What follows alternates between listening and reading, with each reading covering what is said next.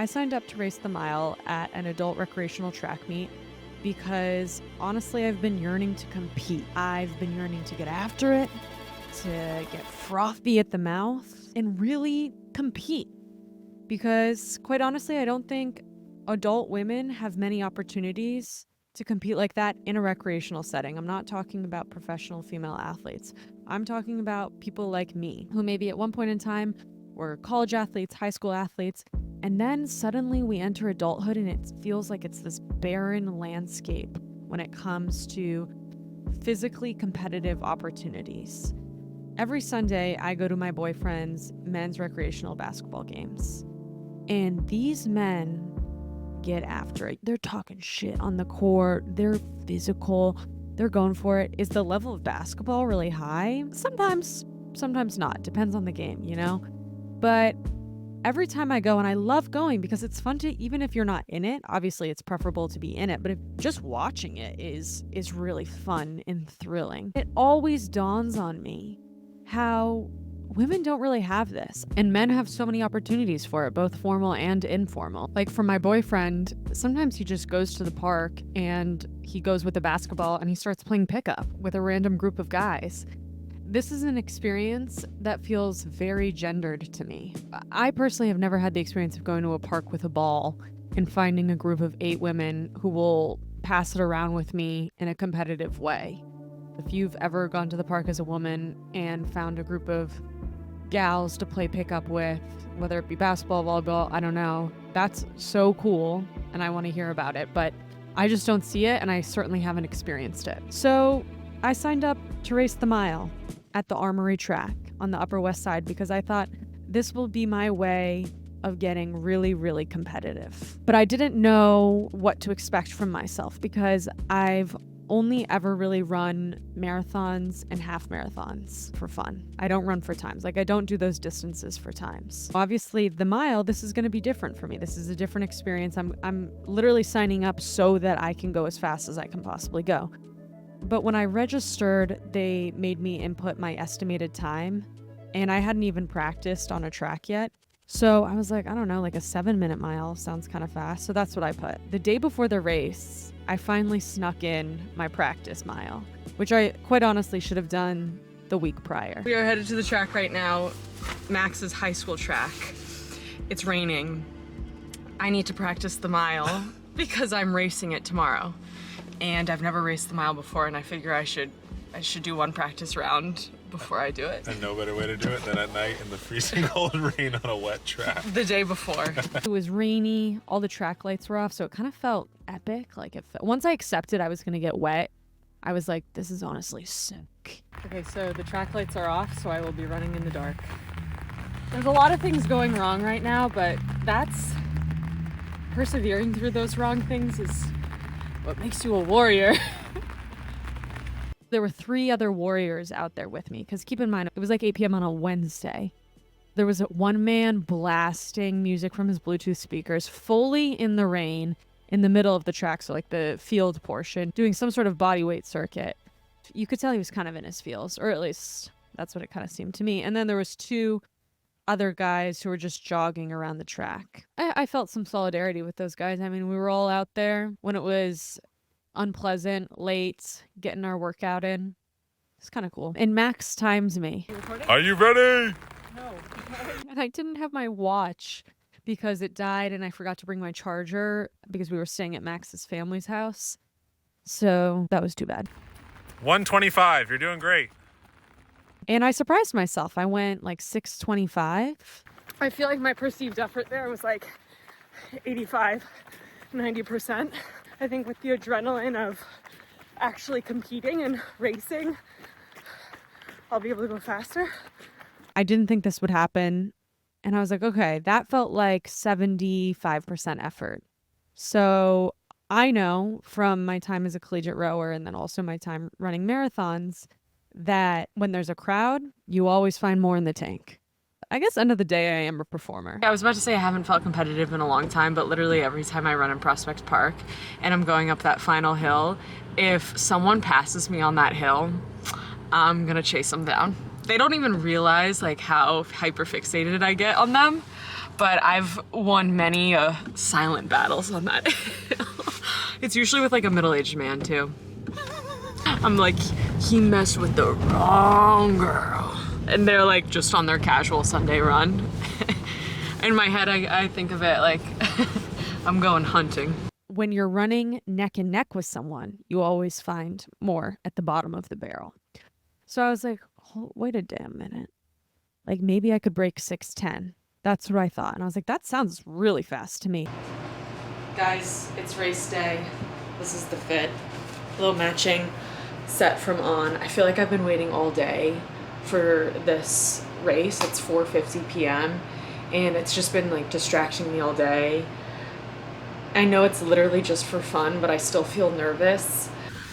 I'm feeling ready to get it over with, honestly. It's kind of weird having a race at the end of the day. I'm so used to marathons and half marathons where you have to get up at the butt crack of dawn. But then it's like ripping the Band-Aid off and you finish a marathon and you're like, wow, I ran 26.2 miles and it's like 2 p.m. All right, Max found a spot, easy peasy. Street parking in New York. Not that bad, it turns out. No, it is tough sometimes, but we got lucky by the parking gods. Shit, I'm getting out of the car and there's a group of teenagers. It's my worst nightmare. I'm gonna wait for them to go. I can't be caught vlogging by teenagers. I'm just gonna send it. I'm gonna be brave. Teenagers are behind me. We're gonna get checked in. We're at the Armory. Like I said, I get stressed about logistics, so I'm like, is this the right place? It does say the Armory. On the website, I couldn't change my estimated time. So I show up at the Armory. We ended up getting there way too early, so we had a lot of time to watch. What's the world record? Hey Siri, what's the women's world record for the mile? 4:12. You breaking that tonight? 4:12. Can you imagine? I ended up sitting around for like an hour, then having definitely a good amount of time to warm up. So by the time I entered the track, I looked to my left, looked to my right.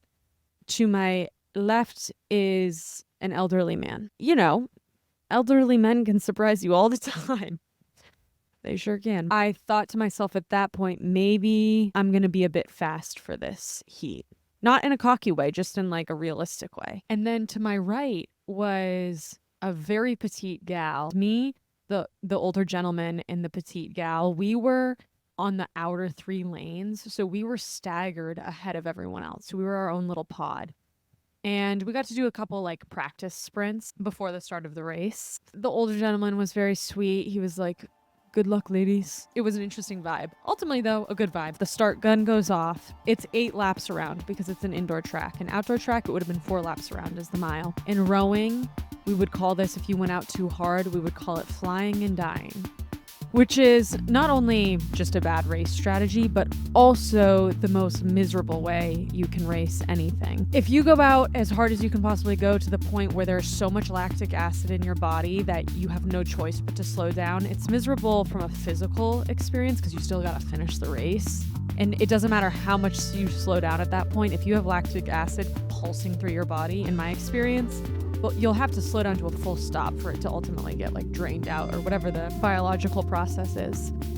But then also mentally it's tough because you get ahead of everyone and then you kind of gotta get humbled by everyone passing you. So that would have been my worst possible outcome, is going out too fast and then everyone passing me. So I knew I was capable of at least a 6:25. But I really knew deep down I was capable of at least, let's say, a 6:10. I thought I could do that. I thought I could shave 15 seconds off. The overzealous part of me prevailed in the beginning, and I did start off fast, and I'm looping around, and then I'm like, babe, Lydia, you gotta hang on. I wouldn't say the itch for a super competitive sports moment was scratched, because I did, and I say this humbly, lap everyone. Lap that old man. And that's just simply my own error. I put myself in too slow of a heat. There were plenty of fast heats that went off before me, and I should have given a better estimate or a more accurate estimate of my mile time. But I'm proud of how I raced. I was pretty consistent. It was a consistent race, which consistency is kind of always the goal with these types of things, and then you can slowly chip away at that time. An erratic race is the mark of a green racer, someone who has little experience with how to pace themselves. I think because of my rowing days, the distance that we raced most often with rowing was the 2K, which took anywhere between 8 and 7 minutes. 8 is obviously the slower end. That's more like high school athletes. 7 minutes. Once you start getting below 7 minutes, we're talking top collegiate athletes. I'm sure college rowers are faster now. But that is all to say that I know what your body should feel like when you're going all out for anywhere between 6 to 8 minutes. A quarter of the way through, you should be feeling already a little bit tired, but not obviously completely gassed. Halfway through, you're starting to question whether you're going to be able to finish it at this pace. 3/4 of the way through, that's when you kind of have your gut check of, do I step it up and kind of prepare for the sprint, or am I hanging on for dear life? That's when it starts to boil down to like where you are physically. Were you too ambitious with your speed? So I think because of that, I knew how to feel, which is pretty important with racing. Let's go, Lydia, last lap.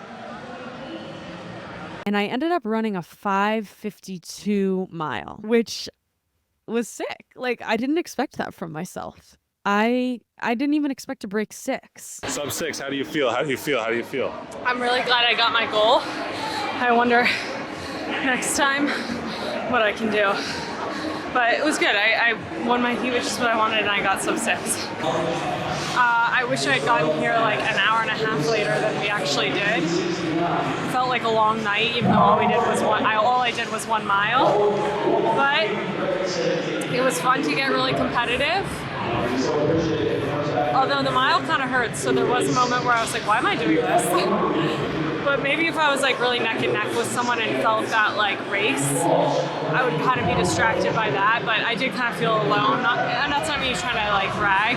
I just think I estimated my time wrong, so I was in the wrong heat. This is going to sound like a brag, but I was the fastest girl in my grade in 3rd grade. And actually, at times I was the fastest person. I remember playing capture the flag in gym class. I knew who the fastest boy was, and he was this little toe-headed boy. I actually still know him to this day.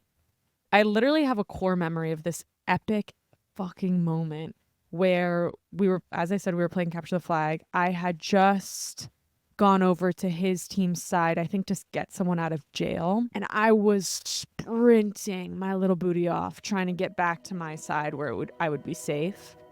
And I knew he was right behind me, his blonde hair flowing with the wind. He was trying to get me.